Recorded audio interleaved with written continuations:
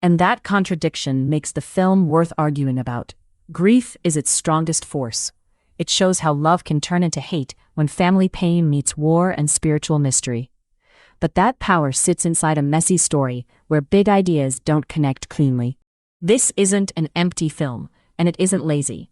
There are real feelings here, plus brave questions about belonging. The point is seeing why its best ideas work, and why its structure keeps losing them. That split starts with everything this film is trying to carry. Avatar: Fire and Ash is a science fiction epic about a family under pressure.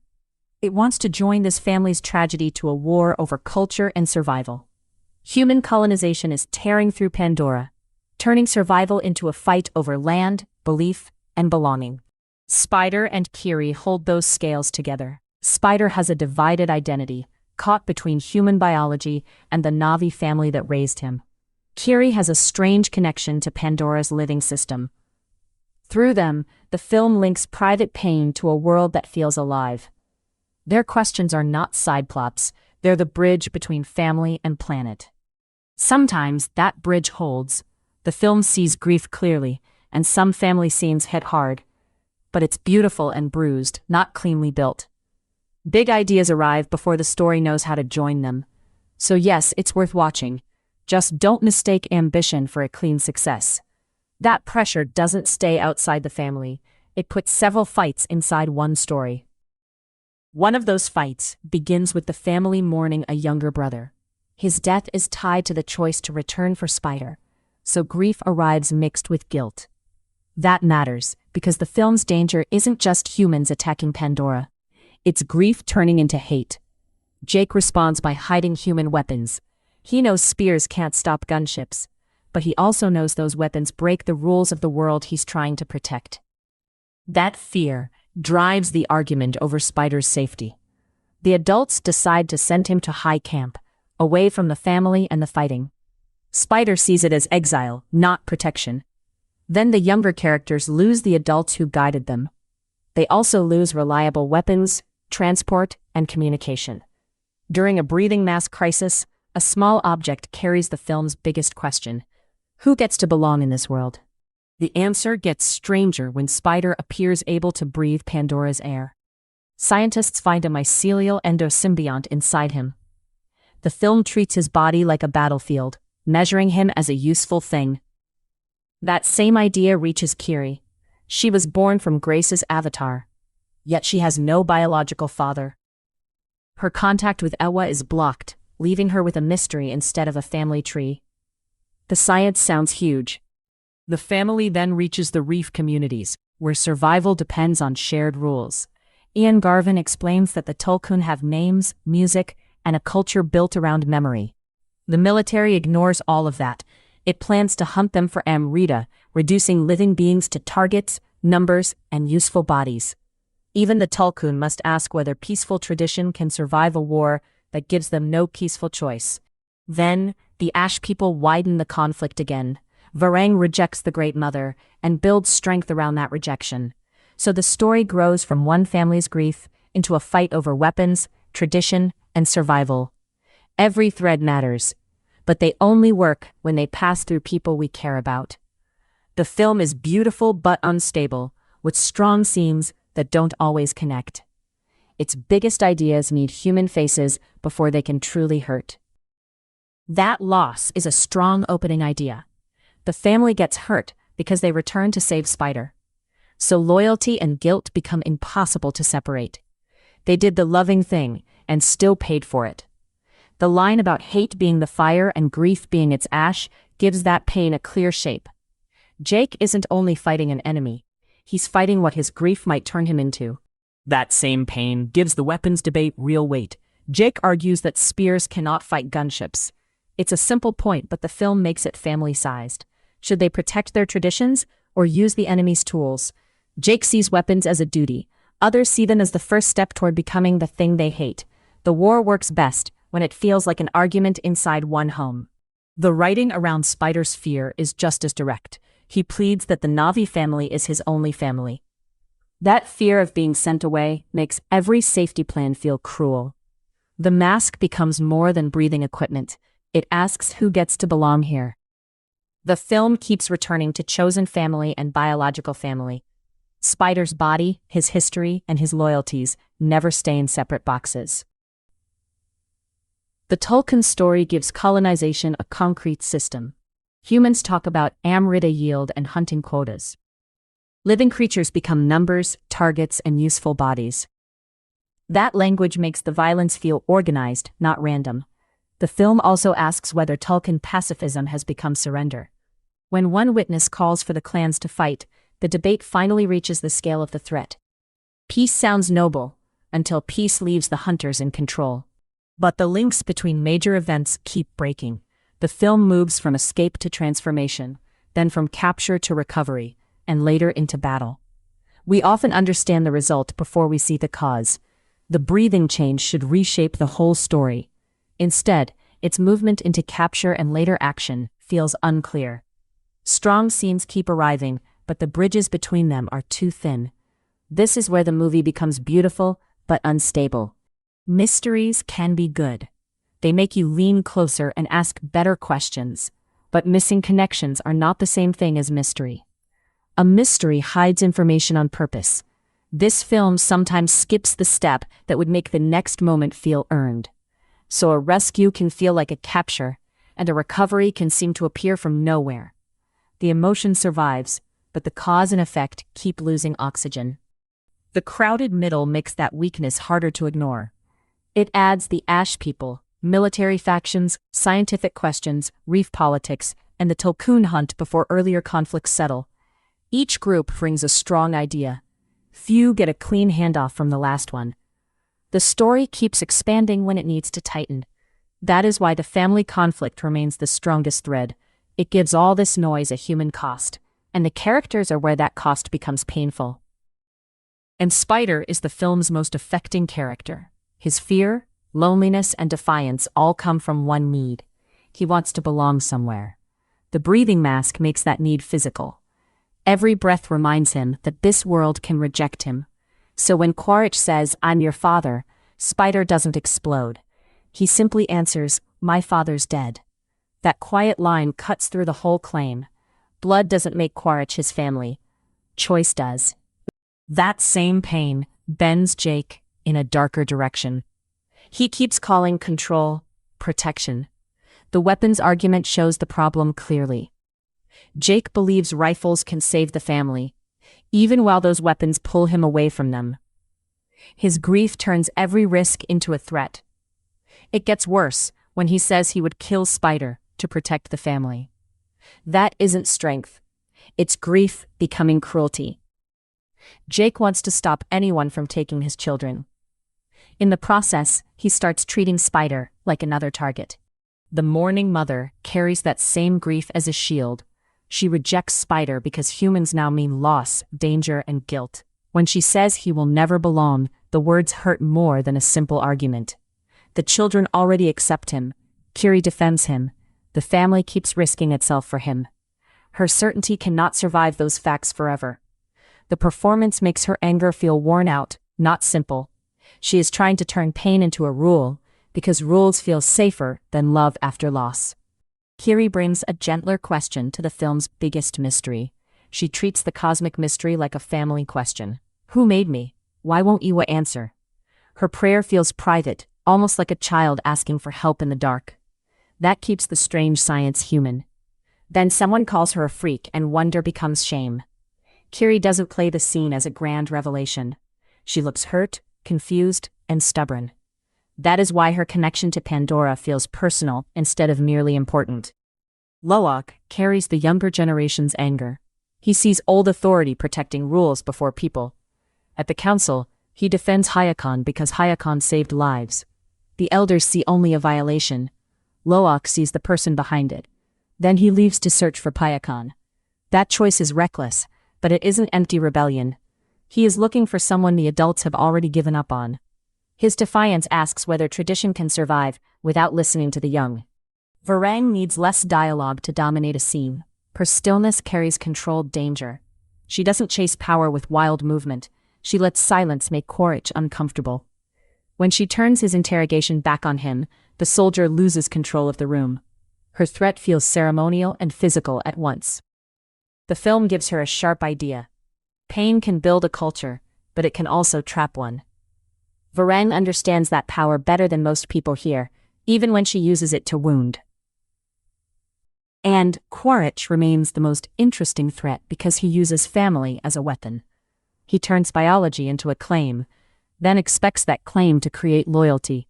He treats Spider like a useful body, just as the humans treat living creatures like numbers and targets. That links the personal conflict to the wider war. These performances keep the film alive. The world around them gives every argument a striking shape. It is beautiful but unstable, with strong scenes that do not always connect. But the craft is often stronger than the story holding it together. The film keeps putting small family pain beside huge systems of violence. A child needs help breathing. Somewhere else, officers plan a hunt. A council argues over one family. A military machine turns living beings into numbers. Those links give the big ideas a human face. You can see that split in every place these people live. The forest, reef, woven settlements, and glowing water feel shared. People move through them together. Nothing feels built only for one person. Human spaces work the opposite way. Cyan-lit command rooms, screens, vessels, and laboratory walls feel hard and closed. Their clean geometry turns life into something watched, measured, and controlled. That contrast makes Pandora feel inhabited, not empty. Even a wide shot carries signs of daily life. Ropes cross the frame. Platforms hold families. Bodies gather around roots, water, and enormous animals. The forest and reef don't sit behind the characters like wallpaper. They hold memory, work, faith, and danger. Then fire breaks into that pool blue and teal world. Warm orange light cuts through the natural glow. Fire belongs to the Ash people, but it also carries human violence. It marks the damage left by war. It turns grief into something visible. The image is simple, yet it works. Cool blue suggests connection and living water. Orange fire suggests loss, anger, and the danger of grief becoming hate. That idea returns whenever the film places a burning body or home against Pandora's calm glow. The director also knows when to stop showing the world. Close-ups carry the hardest moments. Family arguments become faces trapped inside the frame. Spider's rejection of Quaritch becomes a private wound. Kiri's prayer becomes breath, eyes, and silence. Even the final ritual gains force because the film stays close to bodies and faces.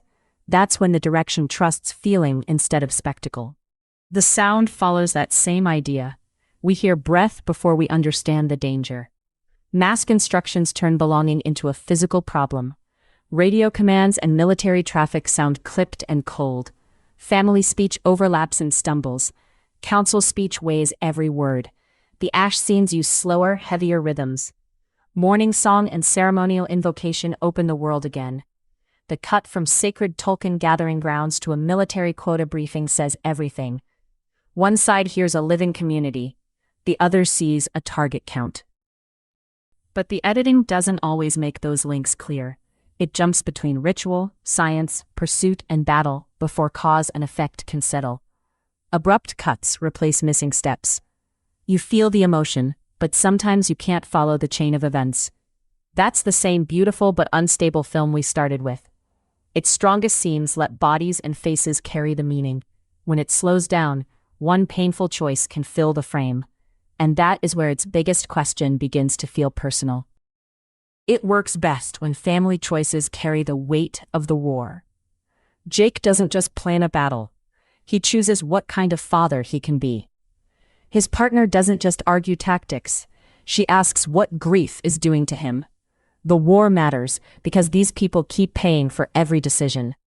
The opening morning gives that pain real force. Grief isn't sitting behind the story. It changes what the family does. The ash of grief idea makes love feel dangerous. Jake wants to protect everyone, but his fear keeps turning protection into control. That is the film's clearest danger. Spider's struggle works for the same reason. He isn't giving us a speech about identity. He's begging to stay with the only family he knows. The breathing mask makes belonging physical. Every breath asks the same question. Can this world make room for him? The Tulkun conflict also gives colonization a working system. Ian Garvin explains their names, songs, and spiritual life. Then the military talks about Amrita and quotas.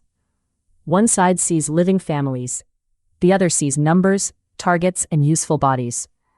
That cold change in language makes the hunt feel organized, not random. The tradition debate is strong because the film doesn't call old ways perfect. The Tulkun have chosen peace. But peace has a cost. Before the hunt tests that choice, their pacifism feels earned. Then a surviving witness calls for resistance. Her demand comes from cultural destruction, not simple anger. A small spoiler for the film's emotional shape. Its best scenes are still very simple. Spider and Quaritch reduce fatherhood to one painful exchange. Jake and his partner turn self-blame into a wound. Kiri's prayer makes Faith feel frightened and close. Then the sacrifice lands through one plain offer. Me for them. That line works because it doesn't sound written. A child sees the choice and makes it. The film's best moments are simple choices inside huge spaces. They make this beautiful but unstable film feel human. But those strong scenes also show exactly what gets lost whenever the story rushes away from them. The film's biggest weakness isn't ambition, it's connection. Major events keep arriving before the last one has settled. Someone escapes, then breathing changes. Spider gets captured, then recovers. The film moves on before we understand what caused each turn. You can follow the scenes. The trouble is following the chain between them. That makes the story feel rushed, even when the images take their time. That confusion gets worse with Spider and Kiri. Spider's breathing change is a huge moment, but the film never makes it clear enough. What caused it? Can it last? What can his body do now? The mask made belonging physical. Kiri's link to the roots and the firewall around Ewa raises the same problem. The pictures are powerful, the rules are not. We understand the feeling, but not the practical cost. The middle then fills with ash politics, reef law, science, ritual, and military planning. The Ash people's interrogation has real menace. The Reef Council carries real social pressure. The Tulkun communion adds wonder, but the film keeps opening doors before closing the room behind it. Each strand matters. They just don't always build pressure together, so the family drama loses its grip when it should tighten. Then, the action gives us scale without enough clear consequence.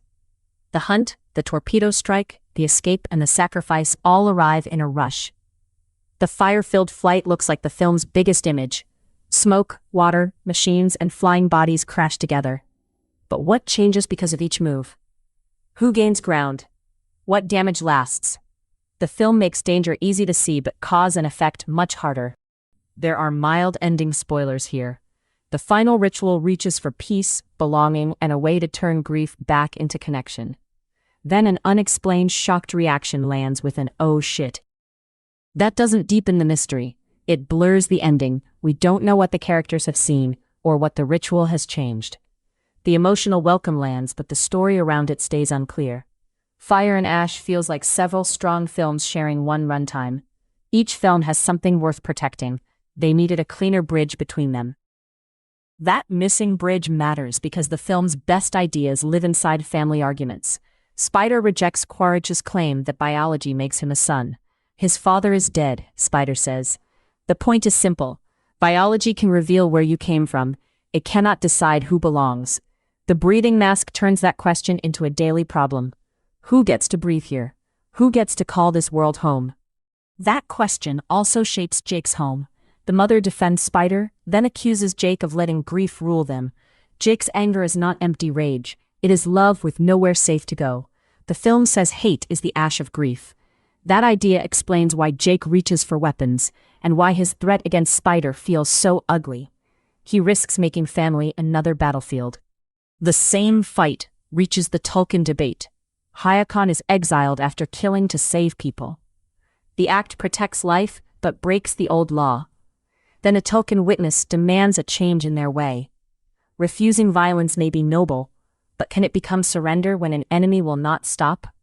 The film refuses an easy answer. Tradition matters, but survival keeps asking it to bend. That enemy is not only taking land, The Amrita hunt treats living families like numbers and targets. Humans want control over bodies, air, blood, animals, and sacred places. A creature's life becomes a quota. A person's lungs become a problem to solve. That is why colonization here feels like a war on life itself. The same power that hunts the Tulkun also tries to own Spider's identity. Jake carries that power in a different form. He leads because he wants to protect people, yet every plan leaves someone hurt or dead. His repeated guilt over the family shapes every order. You can see it when he sits alone after admitting his safety plan failed. Leadership is not glory here. It is guilt with a public face. Every choice makes him carry more of the dead. And that may be the film's strongest idea. Leading people means carrying their losses without turning them into fuel.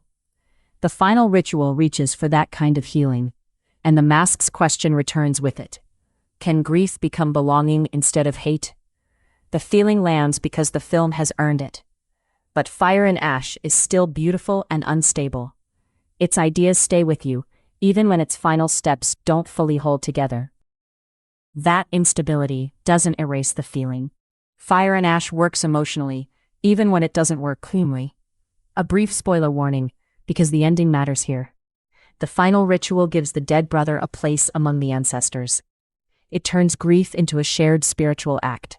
For a moment, the film stops fighting its own ideas. It also appears to welcome Spider as one of the people. That moment gives the breathing mask a powerful new meaning. Earlier, it showed that his body might reject this world. Here, belonging seems to change the question.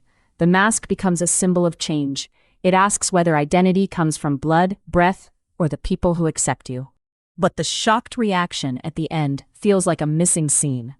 It doesn't create a useful mystery. It makes you wonder what the film forgot to explain. That is the problem with this beautiful but unstable shape. The emotion arrives clearly. The story around it keeps dropping pieces. My scores are 6 for story, 8 for acting, 9 for visuals, 5 for pacing, 6.5 for music, and 6.6 overall. Watch it if you enjoy huge worlds, family tragedy, and open spiritual ideas. The film has real feeling behind its smoke and spectacle. But if you need tight rules and smooth transitions, prepare for frustration. Some changes feel earned, others simply appear. So yes, it's worth a watch, with real limits. And that is why this bruised epic is worth seeing, even if it never stops coughing smoke. So, the simple verdict is this. Fire and Ash is a beautiful, bruised epic that sees grief clearly, then loses its way in the smoke. It understands grief better than it handles its plot. Its strongest idea is still love turning into hate, then finding a path back to belonging. Watch it if you love huge worlds, family tragedy, strange spiritual ideas, and open questions. Skip it if you need every story turn explained. I'm still unsure about the ending. I'll see you in the next one. Tell me below, did Spider's welcome make the ending feel moving or unfinished?